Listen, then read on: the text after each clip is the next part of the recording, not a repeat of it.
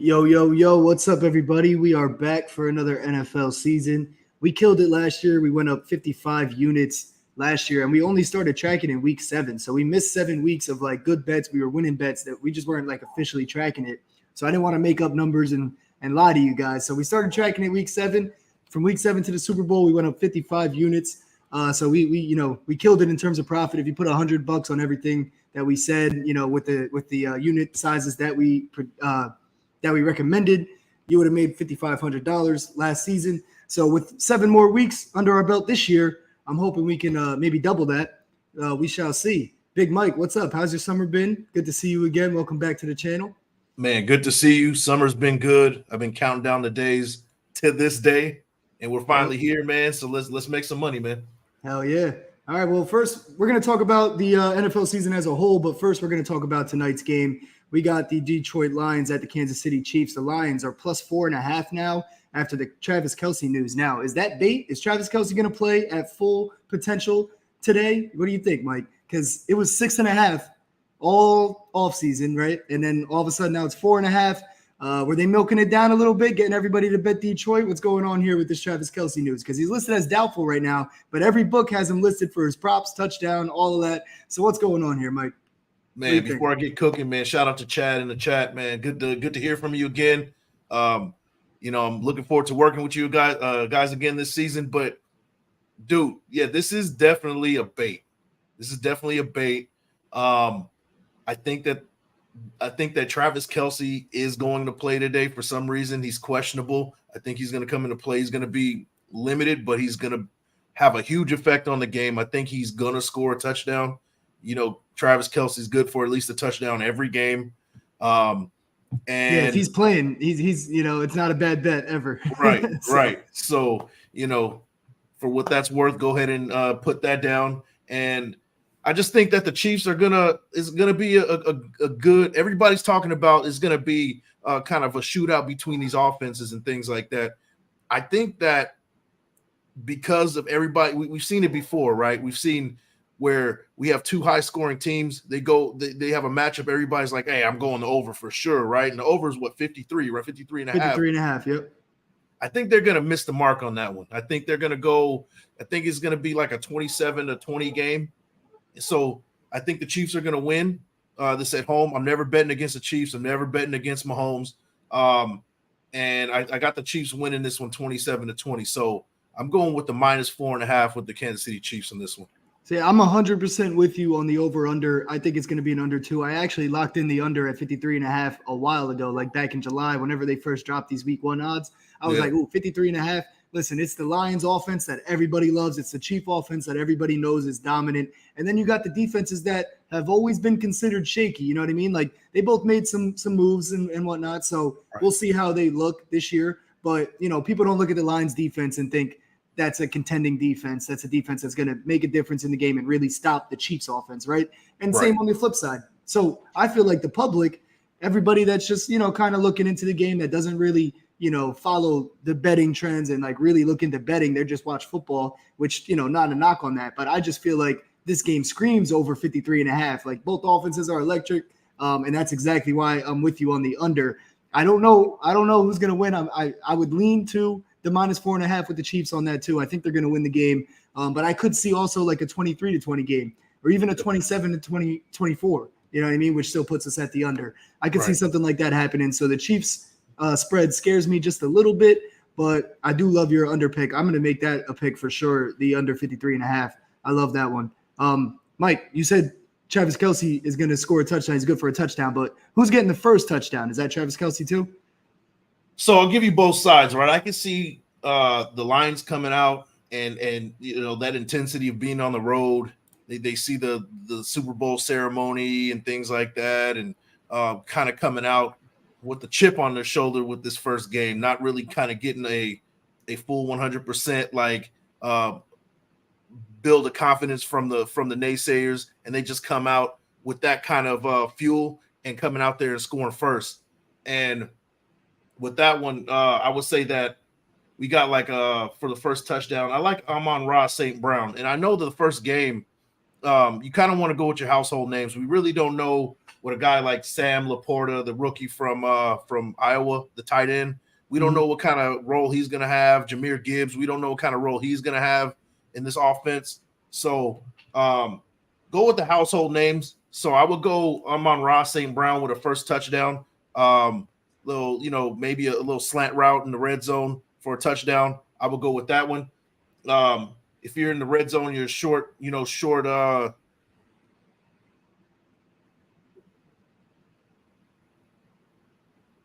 Yo, can you hear me? Yeah, you just you cut out for a second, but I can hear you now. Okay.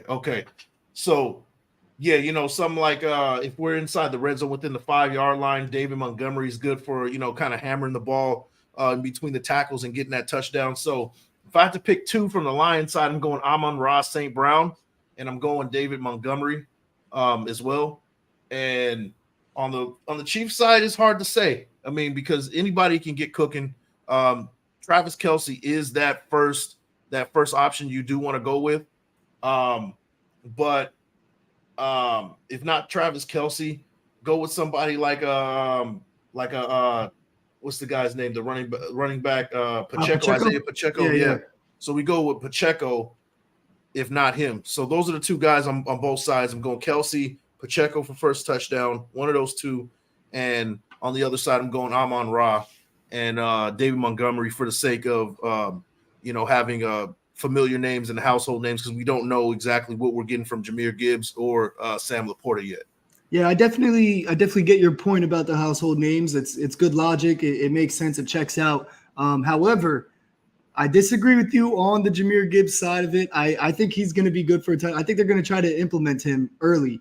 Now, I don't know if that'll necessarily translate to the first touchdown of the game or the first Lions touchdown. I do think he's going to be good for a touchdown, though. I would like to put that down, but I'm going to take him for the first touchdown just in case. If they get down by the red zone, like you said, David Montgomery is good for punching those in, right? But the Chiefs know that. Andy Reid knows that. Defensive coordinator knows that.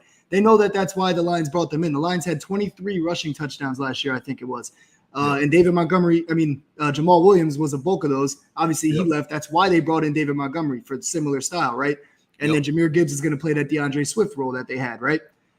I think when they get down towards the red zone, they're going to try to get Jahmyr Gibbs involved and try to get him started. Maybe, a little play action and dump it out to him in the flat or something like that, and he pulls it in. So I would take him on that side. And, obviously you got to go Kelce as your first pick with the Chiefs. However, if you guys remember, Jerick McKinnon owes me a touchdown from the Super Bowl last year. Right. And I'm hoping he cashes me in. So if I had to pick on the Chiefs side, I'm going Jerick McKinnon. If Travis Kelce is a little shaky, there's a chance that they, he's going to be double teamed either way down in the red zone. Now that never really affects him. He's going to get his touchdowns this year, but I feel like they're going to do a little misdirection, maybe have Jerick McKinnon pop out of the backfield and have him cash that in. He owes me one, so I'm betting on it today. If you guys don't remember, I did have him in a parlay in the Super Bowl to score a touchdown. It was the last leg we needed. It was going to be a huge hit, and he took a little slide on the 2-yard line to secure the victory instead of securing the parlay for us. So we're a little mad at him unless he avenges us today. So we shall see. But anything else you wanted to hit on in this game? I'm not going to bet it too heavy. I'm not taking passing yards, receiving yards, rushing yards. It's week 1. It's the first game of the season. I'm not going to go out there and just throw money around for no reason.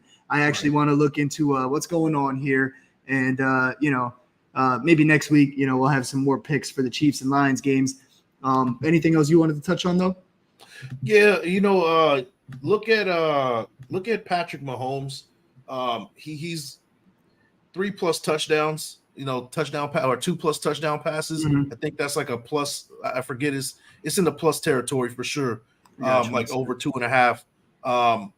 He's good for having those really cheap, short touchdown passes, whether it's like a shovel pass. You're getting plus 135 on DraftKings is the highest odds, but plus 124 on FanDuel. You're getting plus money in most of the books. So yeah, I'm with you. So cheap, touchdown passes that he likes to throw. If you look at his stats from last year, he didn't throw a touchdown pass over 20 yards last year. Like for the most part, he's not really one of those. He has the arm to kind of go long and then and do damage from there, but most of his damage done is through short passes in the red zone for the touchdown. So Look for him to have like 3 easy short yard touchdown passes if they when they do get in the red zone and score. So if you wanted to kind of mess around with some of the props, we're not doing it. But if you wanted to do that, kind of throw in that Patrick Mahomes for over 2.5. And yeah, I can see it. I mean, and you're right. You're right about the long passes anymore. You know, he didn't have Tyreek Hill anymore to launch it downfield to and just, you know, beat the corners and the safeties on the outside there. So they definitely did adjust the game planning there, and it worked out for him. Obviously, they won the Super Bowl with it no matter what. Right. Chad said look into the field goal plays. And, you know, I could see that too. So Harrison Butker, the Chiefs kicker, he's over 1.5, would be minus 110 on BetMGM. And the Lions kicker, Riley Patterson, over 1.5 would be plus 120 on BetMGM. I think that could hit. That could definitely hit. Especially if they struggle in the red zone. And you know, these red zone plays, everybody has their scripted red zone plays that they're going to run the first time down there. But if they don't work, you know, if the Lions stuff them or the Chiefs stuff them, you know, that could be a good play too. Because I think they're going to move the ball, but not necessarily get in the end zone every time. Absolutely. This a good bet because it's, you know, at the beginning of the season, the defenses are a little bit ahead of the curve from the offenses. So the offenses could both be sputtering. And when they get into the red zone, they kind of fall short. You know, so now you got kickers coming out a lot more than often. You do see that a lot at the beginning of the season. So I do like both of those kickers kind of going over too. So if you wanted to throw a Patrick Mahomes and a over with the kickers, hey, go ahead. I mean, that might be lucrative right there. So for sure, man, I like both of those bets right there. Shout out to Kay and Raider Tone in the chat as well. Just wanted to show some love. Oh, yes, shout out to Matthew Ackman. We are so back. NFL's back, baby. Yes, sir. And you know, our wallets are going to benefit from it. We've had a long off season of nothing to bet on but baseball. You know, I'm not a baseball hater, but you know, there's too many games. I can't pay attention to all that to actually, you know, put some money down. You know, put some real money down. You know, I'll put a little BS parlay down once in a while. But yeah, that's all I got for this Chiefs Lions game. Like I said, we're gonna take it easy for week 1, especially with the Travis Kelce thing up in the air. Me and Mike both believe that it's bait a little bit. We think he'll be all right. He'll play. He'll perform. He'll have his catches and probably score a touchdown. But I'm not going to bet it right now. So shout out to my boy Dan. He's upstairs right now, actually, my roommate and shit, but he's tuned in. Salute to you, bro. Salute. Let's see what Chad said real quick. He's over here writing books. So that's my point, Mike. You see it. Get points and play it safe is the week 1 make of the game when the defenses are taking advantage of offenses developing chemistry. Yeah, so Absolutely. It's actually, a very good point for both of you guys. Harrison Butker especially, I think, because they're going to get down to the red zone. The Chiefs are going to get there. The Lions, they got a lot of weapons, but we got to see it all, come together. The Chiefs have already proven to us that, no matter who they lose in the offseason, they're going to come back firing with Patty Mahomes and Travis Kelce, as the leaders. So, all right, let's get into your Raiders, Mike. What is your predictions for the Raiders as we start to transition to an overall scope of the NFL season coming up here? Put me on the spot, man.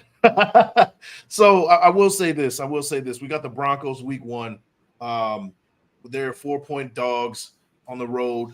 I think that the Raiders will win that game. It's just simply because of we have more offensively than what they can provide defensively. I think we can overcome what they bring defensively. And we've beaten them 6 times in a row. They do have a chip on their shoulder, especially with Russell Wilson, coming out. Having a bad season last year and Sean Payton trying to prove that he's, trying to bring back what he's the magic that he had in New Orleans. But I just think that game, they're just not going to have enough. As far as the season goes, I got the Raiders at 9-8. Now I know a lot of the experts have us near the bottom of the league. We're going to be tanking for Caleb Williams. I've heard all the BS before, right? I've heard it all, but they're not taking into consideration that Jimmy G is in a familiar system under Josh McDaniels. It's pretty much a plug and play. He can get things going. Technically our tight end room is better than it was last year. Darren Waller was nowhere to be found at all. We've had plenty of convos about that on this channel. Yep.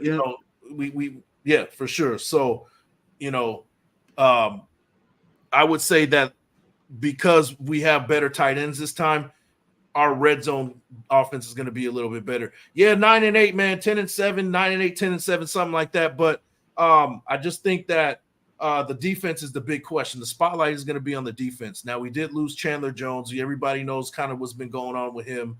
A lot of crazy stuff on that end.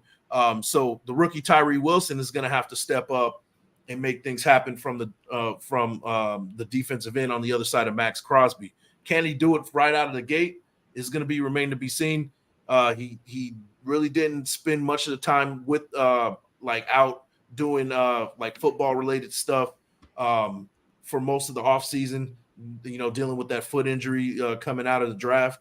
So he's still trying to, build his tools and kind of sharpen those things up. So I would say that the spotlight's on the defense. And I think that the Raiders are going to shock a lot of people. Experts got us going 5-12, 4-13, things like that. But I think a 9-8 or 10-7 is appropriate for this team. We're going to be a type of team that's going to be similar to what you've seen with the Patriots in a couple years past, right? Where they're going to hit you in the mouth, they're going to sustain long drives, and just be one of those gritty teams that maybe is not great on paper from 1 to 53, but it's going to be a tough out when you have to play them. So, long story short, I got the Raiders at 9-8 or 10-7. Yeah, I feel like you're being a little optimistic there, but I'll take it. I know you're the Raiders guy, so I'm not gonna hate on you guys. However, if Sean Payton does figure that offense out in Denver, with their defense that they already fielded last year, I think that division is going to be real tough if Sean Payton's able to figure out that offense, which he has a track record of being able to. We just got to see what he does here. So I'm not gonna fully hate on that yet. But in a few weeks, we'll revisit that and see how it's going. You know what I mean? Yeah. And honestly, tanking for Caleb Williams might not be a great idea for these teams this year because he came out and said, if I don't like the team that's drafting first, I'm staying at USC for another year. So I don't think that would be the best idea for the Raiders anyway. And they're a better team than tanking for the first pick anyway. They definitely can win some games. You know what I mean? Switching out Jimmy G for Derek Carr, it's not the biggest hit that the experts are making it seem, in my opinion, because like you said, he's in a familiar system. He's going to be able to manage the game. They got Josh Jacobs, Devontae Adams, a good tight end room. If the defense shows up, I could see it, Mike. I could see it. I'm not gonna knock you on that one. Raider Tone said you guys are going 17-0. But he does think it's going to be better than 9-8. We shall see. I mean, they don't have a bad roster. I agree with you that they shouldn't be talked about in the bottom of the pack.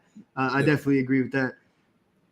Chad said, put some respect on Foster Moreau. He made us a ton of money last year. Yes, so definitely got to show some love for him. Hopefully he does it again this year. Chad said he ain't going back to USC. I don't know. You'll be surprised, man. If the Cardinals are sitting there at number 1, I would go back to USC. I don't know about you. That's a fact.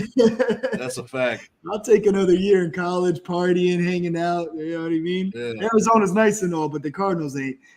Right. All right. So I got a couple futures that I'm just going to throw out. I just kind of threw these down. But before we get into that, real quick commercial break. In a world lacking in masculinity, there's menoforder.com.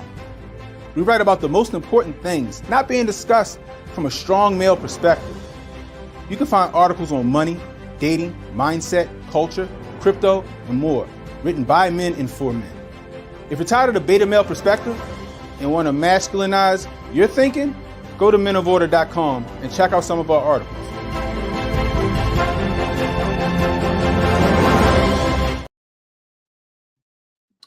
Shout out to menoforder.com. Go check us out if you're into any of that: business, finance, relationships, dating, mental health, physical health, sports, culture, politics, etc., etc. We cover it all. Written by men for men, like our brother Cannon Hotep said.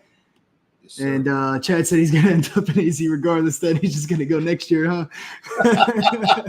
I feel you. I mean, that's exactly why you say fuck it and party for another year, right? If you're going to end up there anyway. Right. You can get paid now. That's what the NIL did. So now these guys actually have a decision to make. You know what I mean? We're seeing it in women's college basketball. They're like, yo, I'm going to make more money playing at Iowa and LSU and South Carolina and UConn than I will in the WNBA. I might as well stay. Yeah. They become irrelevant once they go to the WNBA. Exactly. So. They actually got a name and all that. Yep. Definitely. Yep. All right. So here, let's pull up these. I got a couple futures that I just kind of threw together. I didn't just kind of threw together. I think these are going to happen, but I'm not putting too much money on it. It's just a future parlay play. We'll start with this one. I got the Chicago Bears winning 10 games, the New Orleans Saints winning 10 games, the Seahawks and the Jets also both winning 10 games. That comes out to plus 2,882. I think it's super worth it for those odds. And Mike, you were saying you agree. You like the Bears this year too. And Chad, Saints win the South. Yep, that's coming up too. I got something with that coming up in 1 second. But Mike, what do you think? So we got the Bears, Saints, Seahawks, which are a sleeper. I think they're going to have a really good year as well. Nobody's really talking about them for some reason. People are talking about the Bears, but they're not talking about them being a really good team in that division. It is going to be a tough division, but if Justin Fields excels, they can do it. And then the Jets, I think the Jets are going to be the team that baits everybody. I think that they're going to start like 8-3, 7-2, 9-3, something like that. And all I have to say to that is something's not right here. It's a trap!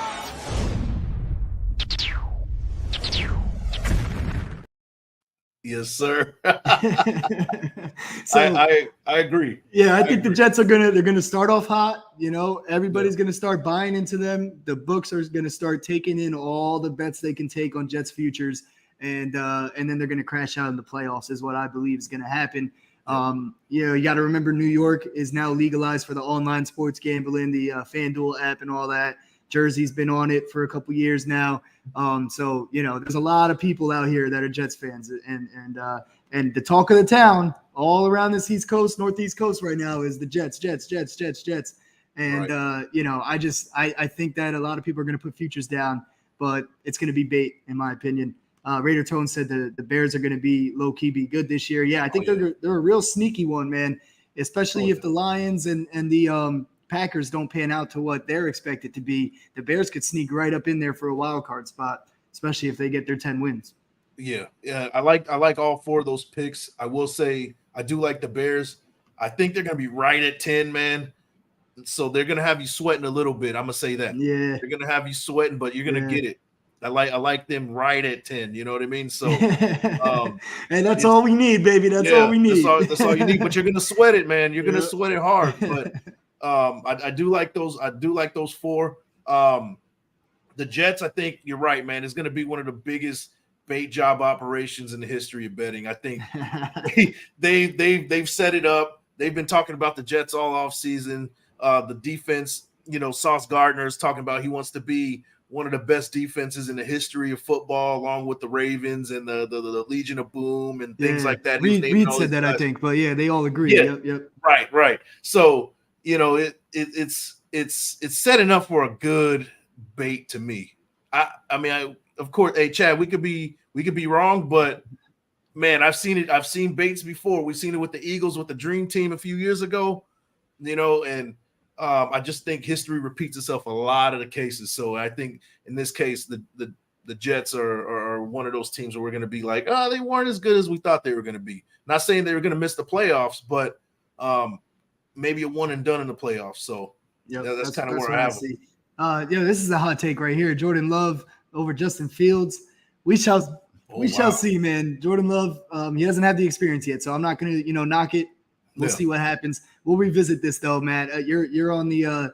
I got you written down, man. I'm going to revisit that in a couple of weeks. We'll see what happens there. I'm all for it though if it happens. This could be like the biggest cold take episode you've ever seen in your life. We'll see how that goes, man. Jordan Love. I'm not going to knock him yet. I want to see what he does. You know what I mean? He's got the starting reins now. I want to see what he does. Raider Tone said Pittsburgh is a sleeper too. I hope not, because I'm a Ravens fan, 1, and 2, I actually do think the Ravens are going to do something this year. So I hope you're wrong about that, but I could see it. My offensive coordinator from high school is actually he's been coaching up Pickett. So Pickett's looking good. I trust my OC and his ability to coach quarterbacks. So I could see him coming out firing, and George Pickens looks amazing too. So we'll see. Man, Chad agrees it's bait at least. Okay. All right. You didn't even have making the playoffs. As long as you see the bait, Chad, I got to make sure your third eye is still open from last year. You know what I mean? You got to make sure you didn't go to sleep on me over here. Right.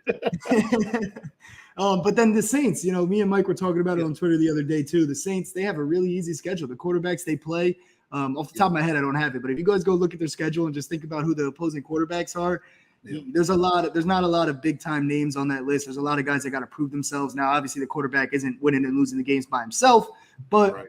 I think the Saints are fielding a decent team, and they got a chance to be a sleeper. And their division is super easy. So, as long as they take care of the Falcons, unless Baker Mayfield starts balling out with the Bucs, and we got to see what they do in Carolina. So, I think the Saints got to walk in if they're able to put it all together. Now, with that being said, these are your 8 division winners this year. I'm calling it now. I read the script already, so I'm just letting you guys know. The Bills are winning the AFC East up there. The Ravens are winning the North. The Jags are winning the South. The Chiefs are winning the West. The Eagles, Lions, Saints, and 49ers are winning theirs too. Now, Mike doesn't think – he has a hot take on the 49ers. Here, I'll let you say it. I don't want to ruin it for you. So, yeah, I agree with most of those. I think the 49ers aren't making the playoffs this year. I think – for the reason why I think they're not going to make the playoffs is because of quarterback play. Everybody's banking that Brock Purdy is going to kind of redo what he did last year, but there's film on him now, and he was Mr. Irrelevant for a reason. I just really don't believe that he's going to come out and be this Cinderella story for the rest of his career. Now, we've seen it before. I get it, but I just think that Brock Purdy's not going to be the guy that we expect him and kind of continue what he did last year for that short stretch of games. Tom Brady would like a word. Right. Yeah, sure. I'm just messing with you. Go ahead. DeMeco Ryans is with the Texans now. They lost their defensive coordinator. That defense is going to be it's not going to be as good as they used to be last year. I'm not saying they're going to be terrible, but they lost a key piece. DeMeco Ryans, the defensive coordinator. And the Seahawks have something to say about that division as well. They got a great offense over there. They got things put together. Looks like they're going to be one of the most complete teams in that division easily, right? Because the Cardinals and the Rams are a dumpster fire at this point. Yeah. But, it's going to come down to the 49ers Seahawks, and I think the Seahawks have the slight edge as far as roster on paper. And I think that the Seahawks are going to be the team to win that division. Yeah, so before Mike even said that, because we were talking backstage before we went live, and I showed him this on my division winners, and he was like, yo, I don't know about the 49ers or the Seahawks might steal that from you. Before he even said that, I actually did put an exactly identical bet down, but with the Seahawks winning that division instead of the 49ers.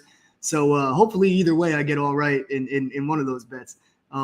We shall see, though. But I think the other ones I'm pretty confident in the other ones. Obviously, the Vikings can sneak up on the Lions. Even the Bears, we were just talking about them. The Falcons can sneak up on the Saints for sure. I think the Jags are a lock if you want to put some straights down. Obviously, we got to worry about the Bengals with the Ravens division. But I'm high on the Ravens this year. I think they're fielding a really good team. And I am a Ravens fan, but I don't do that every year. You guys saw me pick against the Ravens a few times last year. I'm not the guy that just gets on the show and says, yo, the Ravens are going to win by 15 this week, every single week. So, I'm not that kind of guy, but I have them going to the Super Bowl this year. This is the first year that I picked them in at least 5 or 6 years. So it's not a homer pick. I just really do like the team that they're fielding. And me and Mike were talking backstage, and he also agreed on that. So let's transition into the Super Bowl picks, and then we'll get out of here.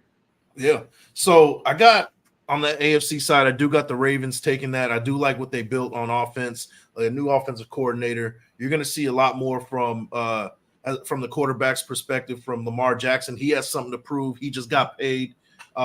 He's been injured for the last couple of years, so he has a chip on his shoulder as well to kind of prove that he is that quarterback.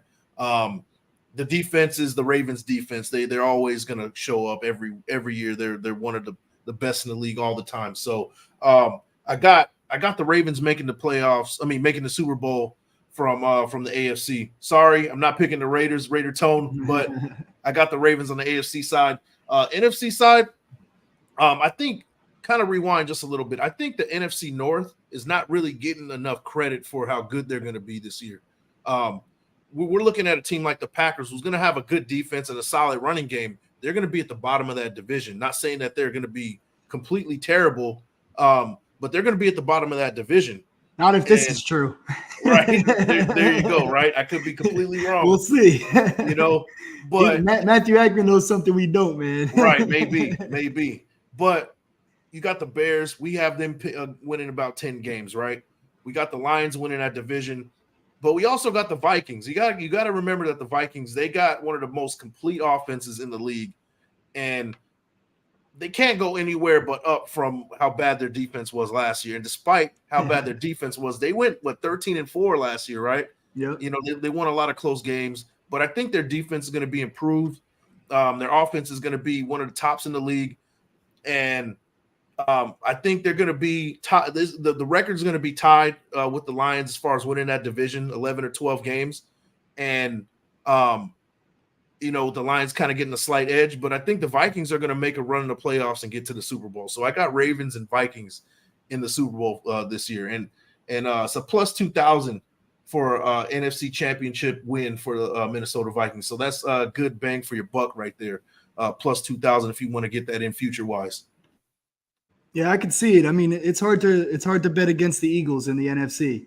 It really is. Yeah. But I see why, you know, obviously there's going to be a lot of money on the Eagles, and you know, but that's my pick in the NFC. I think it's going to be Eagles versus Ravens. Okay. It's just so hard to pick against the Eagles. Like, I see what you're saying. You're making good points, but what happens when they run into the Eagles in the NFC Championship game? That's true. That's true. I agree. I mean, they got better. You know what I mean? They got a lot better. Now, that's who's to say we don't get a rematch of last year with the Chiefs and the Eagles. You know, obviously that can happen. The Bills are a threat. The Bengals are a threat. But I do think the Ravens, you know, finally put a full team together. And like you said, the offensive coordinator being switched out, we're going to get to see a lot more of Lamar Jackson's bag. There was a lot of people involved with the Ravens, you know, whether it was media, close friends, players, coaches, things like that, that were saying that the offensive coordinator was holding them back with their game plan. And you could see it on the field. You could see it, you know, right there. The proof was in the pudding the whole time. And with the additions they made, now they got, you know, some weapons for Lamar. The offensive coordinator apparently is letting Lamar, you know, call a lot of audibles at the line and things like that. So he's got free reins to the offense, it seems like. And I think he's going to show up with it. And he's got that new contract now. So, you know, he got his money. He's not worried about that anymore. He's going to go out there and ball out, in my opinion. And then, you know, I love Jalen Hurts. I think that they got even better, obviously, on defense. You know, the running game, A.J. Brown on the outside, Devontae Smith, Dallas Goedert, one of the best tight ends in the league. It's going to be hard to knock off the Eagles. It's true. So, yeah, I'm going Eagles versus Ravens. That's my, you know, top pick. But obviously anything can happen. We'll see how that switches throughout the year as we revisit these conversations. I want to touch on a point Chad just made real quick. He said San Francisco took a massive risk in this window, trusting Purdy to be him. If he's not, yikes. And don't sleep on the loss of Ryans. Yeah. There's I forget the exact numbers, but they're like out of cap space. They've got nothing. And they just paid Bosa last night. So they're screwed if they don't win now with Purdy. Yeah. If Purdy isn't him, Chad's 100% on the money right there. They have paydays no money for next year for all the guys that they got to pay, like Deebo Samuel, a bunch of guys that are due for paydays next year. And dude, they're going to have to blow that up. Yeah. If Purdy doesn't ball out this year and really make some shit shake, they're going to have to blow that up. Not because the team can't do it and they can't improve and get a quarterback for it, but they don't have the money. They're going to have to. Right. No choice. And yeah, no, Raider Tone brought up a good point too. And that leads in favor to the Raiders too, having Jimmy G here. It's hard to disagree with that. You know, I mean, Brock Purdy did step in and ball out. But like you said, Mike, they didn't have film on him. He came out of nowhere and he's a baller. Like, that's one thing about Purdy. I don't know if he's going to have the actual raw talent to sustain this with the film against him, but he's a baller. He's a playmaker. You know what I mean? He's not one of those game managers. That's why they were able to win games with him, is because he went out there scrambling around, throwing downfield. You know, he was looking like a junior Patty Mahomes in a couple games, you know, on a couple plays. Like, he was just he was making plays, you know, is my point. I'm not comparing him to Mahomes. That would be crazy. But right. And Raider Tone finally is going against the Raiders here. He agrees with us on the Ravens. Let's go. Oh, wait, no, he said, no, I didn't read the whole thing. I can definitely see Baltimore, but nah, I got Cowboys Raiders. You got me on that, bro. I didn't read the whole thing before I put it up. That's hilarious. Salute to you, Raider Tone. Man. I love it. I hope that's the case, man. That would be great. The Cowboys, though? You want to watch the Cowboys? Come on. I don't care who the Raiders play, man. As long as the Raiders are there. Of course. Hey, that's how I feel. It could be Ravens versus Vikings. It could be Ravens versus Cardinals for all I care. Right. Yeah, man. Yeah. All right. Anything else you want to touch on before we, fall into the next weeks of the season? Obviously, you'll be back, so we'll talk some more about the overall scope of the league and everything, the Raiders, futures, things like that. Yeah. Anything else for this game tonight? Or, I don't know if you want to jump on for the week 1 stuff like Saturday or something, but we'll figure that out. Yeah, just send it. It should be available as long as it's in the morning. Yeah, sounds good. But we didn't talk about the odds for the Ravens to win the Super Bowl. We got them there. I mean, it's a plus 1,800 for them to win the Super Bowl, and you could probably find it fluctuates depending on where you're going on which putting wagering in with your bets. Yep. But Baltimore AFC Championship is a plus 1,100 to win that. So bang for your buck, man. I think that the Ravens year this year for that. So I would take them to win the championship. I don't know if I would bet them to win the Super Bowl though, because if they, like I said, if you run into the Eagles, what happens there? Now I'm putting a lot of stock into the Eagles by saying this. Obviously we got to see them play some games here this year, which is why we're not going too heavy here. But Ravens to match up with the Eagles, I did put it in a while ago. I got to find it real quick. Where the hell is it? Maybe I didn't put it in. Hold on. Let me find it real quick. I was going to get you the odds for the Ravens to match up with the Eagles because I don't know if the Ravens are going to win it. I just think they're going to be there, and I do think that it's going to be the Eagles in the NFC. Well, if it's Ravens and Vikings, I got Ravens in that one. But if it's Ravens and Eagles, I mean, I see where you're coming from with that one. So, absolutely, man. Ravens to play the Eagles is plus 4,200 to play them in the Super Bowl. Ravens to play the Vikings is plus 12,000. So you're getting a lot of bang for the buck, obviously, with the Vikings because they're a low key sleeper there for you. But I would agree. If it ends up being the Vikings, then I'll take the Ravens that day. If it ends up being the Eagles, I'm not going to bet against them because I am a Ravens fan, but I'm going to stay away. I'm not going to bet in favor of them. I do have a bet on them to win the Super Bowl, though. You got to hedge a little bit. So I got one for them to win. I got one for them to match up with the Eagles. I have one for them to match up with the Saints, and I have one for them to match up with the Seahawks, actually. So that's what I've thrown down so far just to, see what happens. Got to have a little fun with it. Got a couple teams to root for. You know what I mean? Absolutely. Shout out to Chad. Appreciate it, bro. Hope to see you soon, man. And this channel is sponsored by Master Focus. So shout out to Master Focus. Visit trymasterfocus.com for more information. Or if you click the link in the bio, you do get a huge discount. So if you're interested in trying it out, it really does help. It puts you in a great mood. And I always say that even aside from how it makes you actually feel, what it's doing inside your body with all of these good herbal remedies mixed into one formula here is beneficial for you, even if you're not feeling effects or noticing the effects or paying attention to the actual effects. They're going on inside whether you see it or not. So check that out. You get a huge discount with that link in the description box. Anything else, Mike? Or we'll catch you next time. That's about it. You can catch me next time, man. Sounds good. Peace. Peace.